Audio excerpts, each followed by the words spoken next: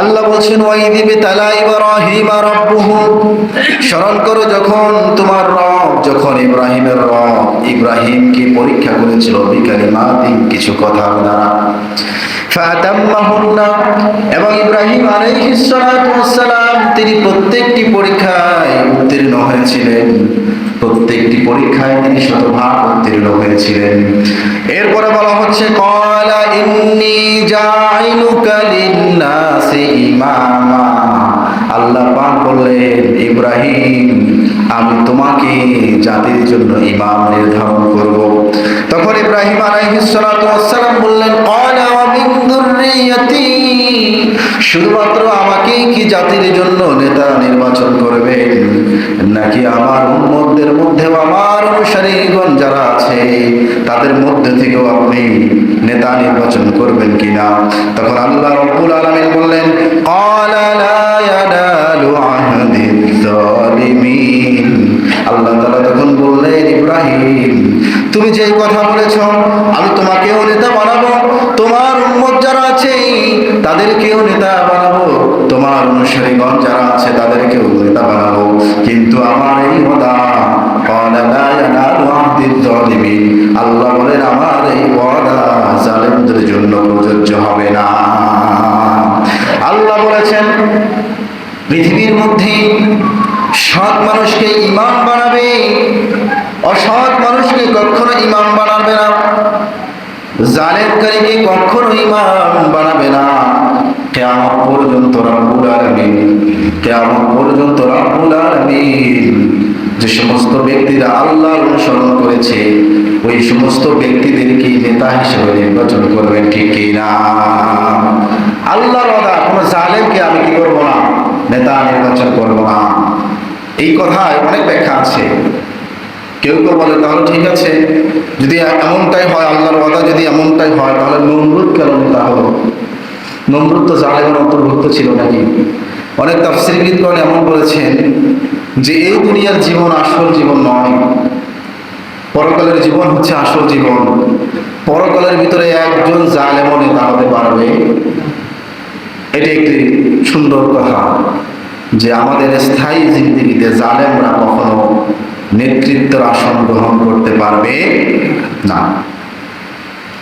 রব্বুল আলামিন ইব্রাহিম আলাইহিস সালাতু ওয়াস সালামকে অনেকগুলো পরীক্ষা করেছেন, প্রত্যেকটা পরীক্ষায় উত্তীর্ণ হয়েছে।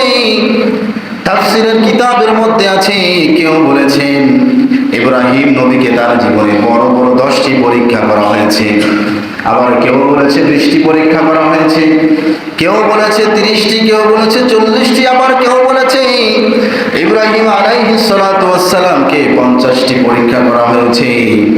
আমি এই আয়াতের আলোকে আপনাদেরকে কয়েকটি গুরুত্বপূর্ণ পরীক্ষার কথা শোনাই। 1 নম্বর পরীক্ষা ছিল ইব্রাহিম আলাইহিস সালাতু ওয়াস সালামকে মূর্তির বিরুদ্ধে কথা বলার কথা বলা হয়েছিল। আল্লাহ পাক বলেছিল ইব্রাহিম তোমাকে পৃথিবীর মধ্যে আমার খলিল হিসেবে পাঠিয়েছি, নবী হিসেবে প্রেরণ করেছি, অতএব পৃথিবীর মধ্যে গিয়ে তোমার যে কোনো ভাবে বসে থাকলে হবে না, যে কোনো জিনিসের অনুসরণ করলে হবে না, মূর্তির অনুকরণ করলে হবে না। ইব্রাহিম তুমি পরীক্ষায় নেমে যাও, মূর্তির বিরুদ্ধে কথা বলো, মূর্তি পৃথিবীর ভিতর থেকে হটাইয়া দেওয়ার তোমার প্ল্যান তুমি চালু করে দাও। 1 নম্বর পরীক্ষা ছিল ইব্রাহিম আলাইহিস সালাতু ওয়াস সালাম মূর্তি পূজারীদের বিরুদ্ধে তর্ক যুদ্ধ করেছেন। কি করেছেন বলেন দেখি, কথা বলেন। যদি আপনারা আওয়াজ দিতে না পারেন তাহলে আমরা আলোচনা করে দরকার নাই তো, আমারও আজকে জ্বর, কিন্তু এরপরে আমি যেহেতু আলোচনা করছি আপনাদের কথার উত্তর দিতে সমস্যা হয় কোথায়? আলোচনা যদি না বোঝেন সেটা বলতে পারেন যে আলোচনা বুঝি না। ইব্রাহিম আলাইহিস সালাতু ওয়াস সালাম তিনি আমাদের জাতির পিতা। আল্লাহ পাক তাকে অনেকগুলো পরীক্ষা করেছেন, তার ভিতরে একটি পরীক্ষা হলো আল্লাহ পাক তাকে মূর্তির বিরুদ্ধে নামিয়ে দিয়েছিল, তুমি মূর্তির, যারা মূর্তি পূজা করে তাদের সাথে তুমি তর্ক যুদ্ধে নেমে যাও। কি যুদ্ধ বলেন দেখি? তর্ক যুদ্ধে নামার কথা বলেছিল। সেই সময় মানুষ মূর্তি পূজা করত এবং চন্দ্র পূজা করত, তারকা পূজা করত, সূর্যকে পূজা করত। আল্লাহ রাব্বুল আলামিন ঘোষণা দিয়েছে, ইব্রাহিম তুমি একটি কাজ করো, তুমি মূর্তি পূজা যারা করে তাদের বিরুদ্ধে তুমি কথা বলো।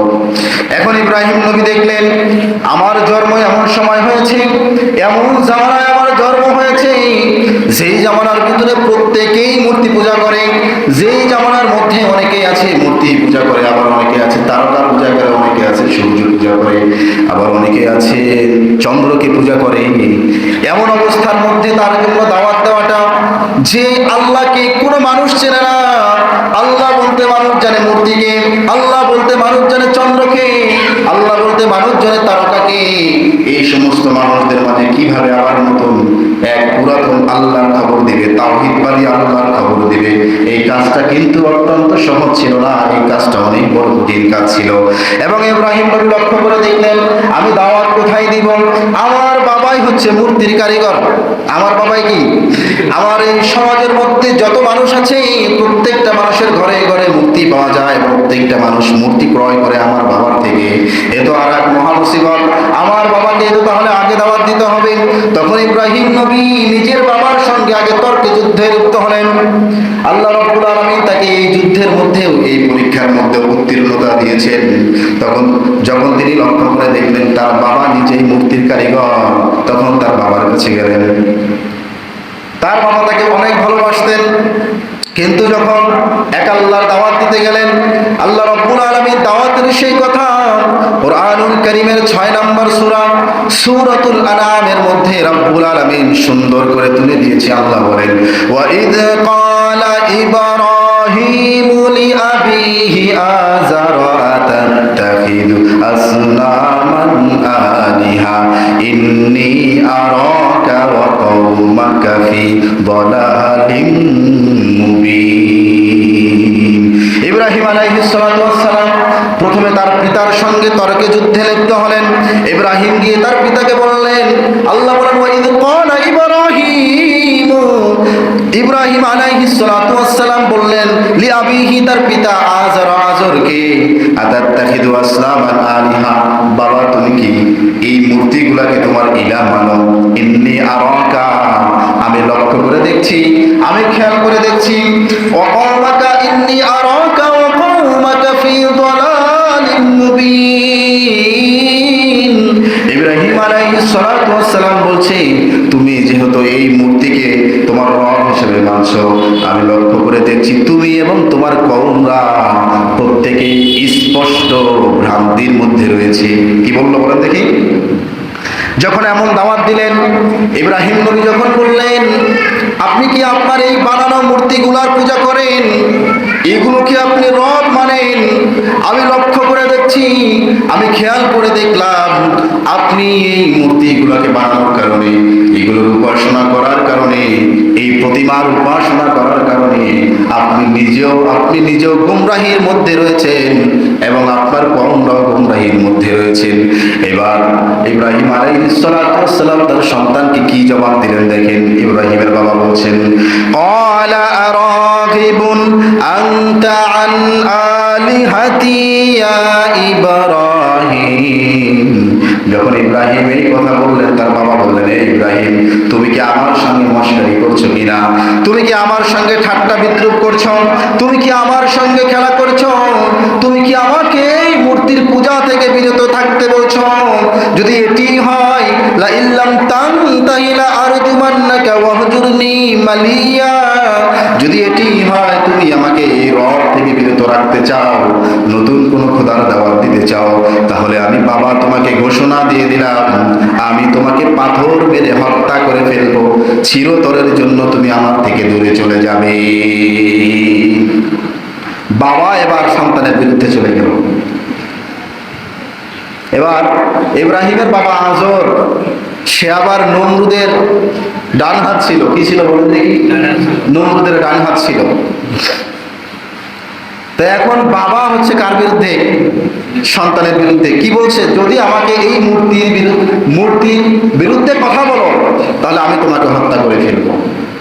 কিন্তু ইব্রাহিম নবী লক্ষ্য করলেন যে এখন আমার বাবার সন্তানের সম্পর্ক দেখলে হবে না। বাবার মাঝে যেহেতু অন্যায় রয়েছে, বাবা যেহেতু গুমরাহির পথে আছে, তার কাছে দাওয়াত পৌঁছানোটাই আমার কর্তব্য, ঠিক কিনা? তবে এখান থেকে আমাদের একটা অন্যতম বড় শিক্ষা আছে, এটা আমাদের সবাইকে জানা দরকার। ইব্রাহিম নবী তিনি যে তার দাওয়াতি কাজ শুরু করলেন কোন জায়গা থেকে? নিজের ঘর থেকে না বাহির থেকে? কিন্তু আমরা অনেকেই লক্ষ্য করে দেখি, এখন অনেক মুফতি সাহেব দাওয়াতি কাজ করে, অনেকেই দেখবেন ইসলামী আন্দোলন করে, জামাতে ইসলাম করে, হেফাজতে ইসলাম করে, বড় বড় মুহাদ্দিস মুফতি মাথায় পাগড়ি পরে মানুষকে দাওয়াত দেয়, ইসলামের জন্য দাওয়াত দেয়, কিন্তু তার ঘরের অবস্থা ভালো না। আছে না এরকম? অনেক আছে কিনা? অথচ ইব্রাহিম থেকে শুরু করে মুহাম্মদ সাল্লাল্লাহু আলাইহি ওয়াসাল্লাম সহ প্রত্যেকে দাওয়াত দেওয়ার ক্ষেত্রে আগে নিজের ঘরকে লক্ষ্য করতেন, ঠিক কিনা? এই জন্য দাওয়াত যদি দিতে হয় আগে নিজের ঘরের মধ্যে দাওয়াত দিতে হবে। আপনি বাইরে দাওয়াতি কাজ করেন, ঘরের মধ্যে আপনার মেয়েটা ফেসবুকের মধ্যে তার ছবি আপলোড করে, ঠিক কিনা? আপনার মেয়েকে আপনি সেখান থেকে হেফাজত করতে পারলেন না, আর আপনি আর একজনকে আপনি এই বলি শোনান যে তুমি নামাজ পড়ো, রোজা রাখো, পর্দা করো। এই জন্য ইসলাম বলে যেই ঘরে মেয়ে আছে, যেই ঘরে সন্তান আছে, ছেলে মেয়ে আছে, এরা যখন উপযুক্ত বয়স হবে, এরা রাত্রে ঘুমালে এদের ঘরের দরজাটা খোলা রাখতে হবে। দরজা লাগানো থাকবে কিন্তু সিটকারি বন্ধ থাকবে না, সিটকারি খোলা রাখতে হবে। আর এই ভয় তার অন্তরের ভিতরে, ওলামায়ে কেরাম বলে তার অন্তরের ভিতরে এটা ঢুকিয়ে দেওয়া হবে যে তুমি ঘুমাচ্ছ, যে কোনো মুহূর্তে তোমার মা ঘরে আসতে পারে, এই জন্য তুমি সাবধান থাকিও। মোবাইল থাকলে দেখা যায় অনেক সময় পড়ালেখা করার জন্য, স্টাডি করার জন্য হয়তো মোবাইল চেয়েছে, ক্লাস করবে অনলাইনে, মোবাইলটা নিয়ে দেখা যায় ক্লাস না করে আবার অন্য কিছু করছে, ঠিক কিনা? আছে না নাই? এই জন্য বলা হয় মেয়েরা ছেলেরা যখন বড় হয় তাদের ঘরের দরজা বন্ধ রেখে সিটকারি খোলা রাখতে হবে, যাতে করে তার অন্তরে এই ভয়টা থাকে যে আমার পিতামাতা যে কোনো মুহূর্তে আমার ঘরে আসতে পারে। ইব্রাহিম আলাইহিস সালাতু ওয়াস সালাম তার পিতাকে দাওয়াত দিলেন। তার পিতাকে দাওয়াত দেওয়ার পরে যখন এই কথা আবার তার কওমরা শুনলেন, ইব্রাহিম নবীর কওমরা যখন শুনলেন, আজরের এলাকাবাসী যখন শুনলেন, আজরের এলাকাবাসী তখন ক্ষিপ্ত হয়ে গেল। আজরের এলাকাবাসী ক্ষিপ্ত হওয়ার পরে এবার ইব্রাহিম আলাইহিস সালাতু ওয়াস সালাম ঘরের বাইরে দাওয়াত দেওয়া শুরু করলেন। একদিকে বাবাকে দাওয়াত দিচ্ছেন, আর একদিকে এবার সমাজের লোকদেরকে দাওয়াত দিচ্ছেন। ইব্রাহিম আলাইহিস সালাতু ওয়াস সালামের দাওয়াতের কথা সূরাতুল আম্বিয়ার 52 নম্বর আয়াত থেকে এইভাবে বলেছেন আল্লাহ তাআলা বলেছেন, ইয ক্বালা লিআবিহি ওয়া কওমিহি মা হাযিহি তামাসিলুল্লাতী আনতুম লাহা আকিফুন।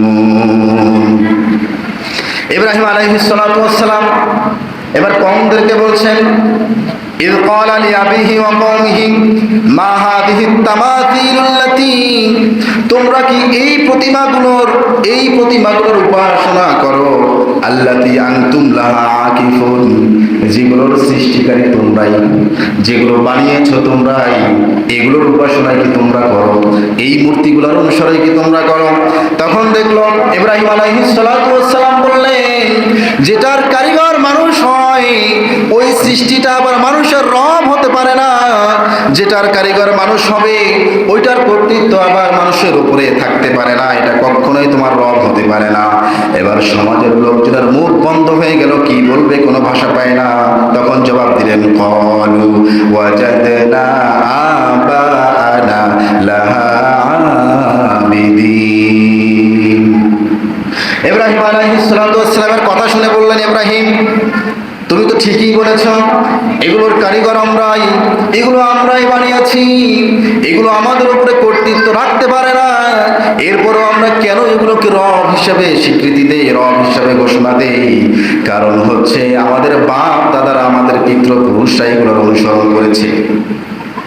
বাপ দাদার এই আয়াত থেকে আমাদের এক শিক্ষা আছে যে বাপ দাদারা যা করেছে সবচেয়ে সঠিক বিষয়টি এমন কি, ঠিক কিনা? বাপ দাদারা যা করেছে সবই যে সঠিক হবে বিষয়টা এমন না। আপনি যদি লক্ষ্য করে দেখেন, আপনার পূর্বপুরুষরা যে কাজটা করেছে এটা যদি ইসলাম বিদ্বেষী হয়, তাহলে আপনার বাপ দাদার সেই কালচারকে পায়ের নিচে রেখে ইসলামকেই কবুল করে নিতে হবে, ঠিক কিনা? এই জন্য বাপ দাদাকে আমরা এখান থেকে দেখেন নিজের পরিবারের সাথে কিভাবে যুদ্ধ হচ্ছে। নিজের আদরের পিতা, আজ সন্তান যেন পিতার শত্রু হয়ে গিয়েছে। নিজের কওম, নিজের জাতিটা আজ নিজের শত্রু হয়ে গিয়েছে। কারণ আমাদের ভালোবাসা যদি হয় সেটি হবে ইসলামের জন্য, আর আমাদের কারোর সাথে যদি ঘৃণা হয় সেটিও হবে ইসলামের জন্য। যখন এলাকাবাসী এমন কথা বললেন, ইব্রাহিম আলাইহিস সালাতু ওয়াস সালাম এবার বললেন, ক্বালা লাকাদ কুনতুম আনতুম ওয়া আবাউকুম ফি দালালিন মুবিন ক্বালু আজিতানা বিল হাক্কি আম আনতা মিনাল লাইবিন। কিছু কিছু মানুষ আবার এমন কথা বললেন, ইব্রাহিম ওই পিতার মতোই আবার কথা বলতেছেন, ইব্রাহিম তুমি কি আমাদের সঙ্গে সত্য রবের, আমাদের কাছে সত্য রবের দাওয়াত দিচ্ছ, নাকি তুমি আমাদের সাথে খেলা করছো, ঠাট্টা বিদ্রুপ করছো? মানুষ কত পরিমাণ গোমরাহির মধ্যে নিমজ্জিত হলে এই কথা বলতে পারি, তুমি কি আসলেই আমাদেরকে সত্য রবের দাওয়াত দিচ্ছ? তার মানে হচ্ছে মূর্তি পূজা এত পরিমাণ কায়েম হয়ে গিয়েছে, রব বলতে যে একজন আছে এই খবরটাও তাদের কাছে নেই। এই খবরটা শুনে তাদের থেকে মনে হচ্ছে যে এরা ইব্রাহিম হয়তো বা আমাদেরকে নতুন এক রবের দাওয়াত দিচ্ছে, এটা হয় সত্য হতে পারে অথবা সে আমাদের সাথে তামাশা করছে, মানে কোনোভাবে তারা আল্লাহকে চেনে। ইব্রাহিম আলাইহিস সালাতু ওয়াস সালাম তখন জবাব দিলেন, ক্বালা বাল রাব্বুকুম রাব্বুস সামাওয়াতি ওয়াল আরদিল্লাযী ফাতারাহুন্না ওয়া আনা আলা যালিকুম মিনাশ শাহিদিন। তিনি বললেন, ক্বালা বাল রাব্বুকুম, আমি তোমাদের সেই রবের কথা বলছি, রব্বুস সামাওয়াতি ওয়াল আরদি, যিনি আসমান বানিয়েছেন, জমিন বানিয়েছেন, আল্লাযী ফাতারাহুন্না, যিনি আসমান জমিনের রব এবং যিনি আসমান জমিনকে সৃষ্টি করেছেন, আমি সেই রবের দাওয়াত দিচ্ছি। ওয়া আনা আলা যালিকুম মিনাশ শাহিদিন, আমি নিজেই তার সাক্ষী। আমি তোমাদেরকে যে রবের দাওয়াত দিচ্ছি, নিজে প্রকৃতপক্ষে আমাদের রব, তিনি আমাদের খালিক, তিনি আমাদের মালিক, তিনি আমাদের রিজিক দাতা, এটার বড় সাক্ষী হলো আমি নিজে ইব্রাহিম। এক নম্বরে মূর্তির বিরুদ্ধে ইব্রাহিম আলাইহিস সালাতু ওয়াস সালাম দাওয়াত দিলেন। দাওয়াত থেকে পিছু হটলেন না। প্রথমে শুরু করলেন নিজের ঘর থেকে, এরপরে শুরু করলেন নিজের কওমের মধ্যে। এবার কওমের মধ্যে কয়েক রকম অবস্থা। একদল আছে যারা মূর্তিকে পূজা করে, আবার আরেক দল আছে যারা তারকা পূজা করে। কি পূজা করে? আবার কথার কোনো উত্তর নাই। কি পূজা করে বলেন দেখি? তারকা পূজা করে। তারকা পূজা এখনো আছে, অনেকেই করে। আবার কিছু লোক আছে যারা চন্দ্র পূজা করে, আবার কিছু আছে যারা সূর্য পূজা করে। তার মানে ইব্রাহিমের জামানায় জামানায় মানুষ চার জিনিসের ইবাদত করতো। কয় জিনিস? এক নম্বরে মূর্তি, দুই নম্বরে তারকা, তিন নম্বরে চন্দ্র, চার নম্বরে সূর্য। তো ইব্রাহিমের কাজ হচ্ছে যে প্রত্যেক জনের বিরুদ্ধে কথা বলবে। জাতির পিতার কাজ এমন ছিল না যে ভাস্কর্য তৈরি করবে। জাতির পিতার মিশন ছিল যে ভাস্কর্য ভেঙে গুড়িয়ে ফেলে দিবে, মাটির সঙ্গে মিশিয়ে দিবে, ঠিকই না? আর আমাদের জোর করে চাপিয়ে দেওয়া জাতির পিতা আমার আপনার টাকা দিয়া আমার আপনার চোখের সামনে মূর্তি বানায় রাখে। হ্যাঁ, ঠিকই না? সে কখনো আমাদের জাতির পিতা হতে পারে না। যে ব্যক্তি এমন লোককে জাতির পিতা মানবে, আমি বলবো আপনি কুফরি করেছেন, আপনার ইমানের মধ্যে ঘাটতি আছে। ইমানকে পরিপূর্ণ করতে হলে জাতির পিতা ইব্রাহিম ছাড়া অন্য কাউকে মানা যাবে? আচ্ছা, তো এবার ইব্রাহিম আলাইহিস সালাতু ওয়াস সালামের কাজ হলো তিনি তারকা পূজারীদের বিরুদ্ধে কথা বলবেন। আল্লাহ রাব্বুল আলামিন সে কথা কোরআনুল কারীমে তুলে দিয়েছেন। আল্লাহ তাআলা বলেছেন, ওয়া কাযালিকা নুরি ইব্রাহিমা মালাকুতাস সামাওয়াতি ওয়াল আরদি ওয়া লিয়াকুনা মিনাল মুকিনিন। আল্লাহ বললেন, আমি ইব্রাহিম আলাইহিস সালাতু ওয়াস সালামকে আসমান জমিনের মধ্যে আমার অনেক কর্তৃত্ব দেখাই, আমার অনেক ক্ষমতা দেখাই, ওয়ালিয়াকুনা মিনাল মুকিনিন, ইব্রাহিম যাতে করে প্রকৃতপক্ষে বিশ্বাসীদের অন্তর্ভুক্ত হয়ে যায়। ইব্রাহিম আলাইহিস সালাতু ওয়াস সালাম অভিনব কায়দায় তারকা পূজারী লোকদেরকে দাওয়াত দিলেন। কিভাবে দাওয়াত দিলেন খেয়াল করে দেখেন। ইব্রাহিম আলাইহিস সালাতু ওয়াস সালামের কথা আল্লাহ তাআলা তুলে দিয়েছেন, ফালাম্মা জান্না আলাইহিল লাইলু রাআ কাওকাবা ক্বালা হাযা রাব্বি ফালাম্মা আফালা ক্বালা লা উহিব্বুল আফিলিন। কোন একদিন কোন এক রাতে ইব্রাহিম আলাইহিস সালাতু ওয়াস সালাম অন্ধকারের মধ্যে নিমজ্জিত হয়ে গেলেন। এবার লক্ষ্য করে দেখলেন মানুষটা অন্ধকার রাতে তারকা দেখা যায়, সেই তারকার পূজা করতেছে। ইব্রাহিম আলাইহিস সালাতু ওয়াস সালামকে কওমের লোকরা তো দেখতেই পারে না। ইব্রাহিম আলাইহিস সালাতু ওয়াস সালাম কওমের লোকদের সঙ্গে মিলিত হলেন। মিলিত হওয়ার পরে তিনি যখন দেখলেন তারকা পূজা করতেছে, এই তারকাকে দেখে তখন বললেন, ক্বালা হাযা রব্বি, ইব্রাহিম বললেন এটা হলো আমার রব। ইব্রাহিম কি বললেন বলেন দেখি? এই তারকা আমার রব। এবার কওমবাসী যারা তারকা পূজা করে, যাই হোক, ইব্রাহিম মূর্তি না মানলেও তারকাকে নিজের রব মানতেছে। এবার কিছু সংখ্যক লোক ইব্রাহিম আলাইহিস সালাতু ওয়াস সালামকে কিছুক্ষণের জন্য ভালোবাসা শুরু করেছে। মূলত ইব্রাহিম আলাইহিস সালাতু ওয়াস সালামের কৌশল ছিল যে আমাকে যে আল্লাহ পাক পরীক্ষা করছে, এই পরীক্ষায় উত্তীর্ণ হতে হবে, আমাকে হিকমা অবলম্বন করে দাওয়াত দিতে হবে। ইব্রাহিম আলাইহিস সালাতু ওয়াস সালাম কিছুক্ষণ পর লক্ষ্য করে দেখলেন, সকাল যখন হয়ে গেল তখন লক্ষ্য করে দেখলেন, তিনি বললেন, ফালাম্মা ফালা ক্বালা লা উহিব্বুল আফিলিন। তিনি দেখলেন, লক্ষ্য করে দেখলেন যে তারকাটা অস্তমিত হয়েছে।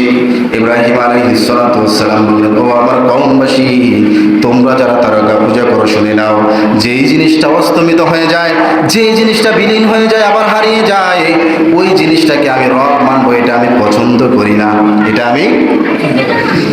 এবার কিছু সংখ্যক তারকা পূজারীরা বুঝে ফেললো, হ্যাঁ আসলে তো কথা ঠিক, যে জিনিসটা মাঝে মাঝে আসে আবার মাঝে মাঝে চলে যায়, এটা তো আমাদের রব হতে পারে না। কিছু সংখ্যক মানুষ আবার ইব্রাহিমের মিল্লাতকে কবুল করলেন, সুবহানাল্লাহ। ইব্রাহিম আলাইহিস সালাম এই পরীক্ষাও কি হলেন? উত্তীর্ণ হলেন। এরপরে কোনো এক রাত্রিতে তিনি এবার চন্দ্র পূজারীদেরকে দাওয়াত দিচ্ছেন। ফালাম্মা রাআল কমারা বাযিগান ক্বালা হাযা রাব্বি ফালাম্মা আফালা ক্বালা লা ইল্লাম ইয়াহদিনি রাব্বি লাআকুনান্না মিনাল কওমিদ দাল্লিন। এখানে আবার ইব্রাহিম অন্যভাবে কথা বলছেন। তিনি খেয়াল করে দেখলেন চন্দ্র উঠেছে, চন্দ্র আসমানের মধ্যে চন্দ্র দেখা যায়, যেটার আলো অত্যন্ত মিষ্টি, দেখতে খুবই সুন্দর লাগে। মানুষ সেই চন্দ্র পূজা করছে। তিনি এবার সেই মানুষদের সঙ্গে মিলিত হলেন। সে সকল মানুষের সঙ্গে মিলিত হয়ে বললেন, হাদা রব্বি, এই চন্দ্রটাই হলো আমার, এই চন্দ্রটাই হলো আমার রব।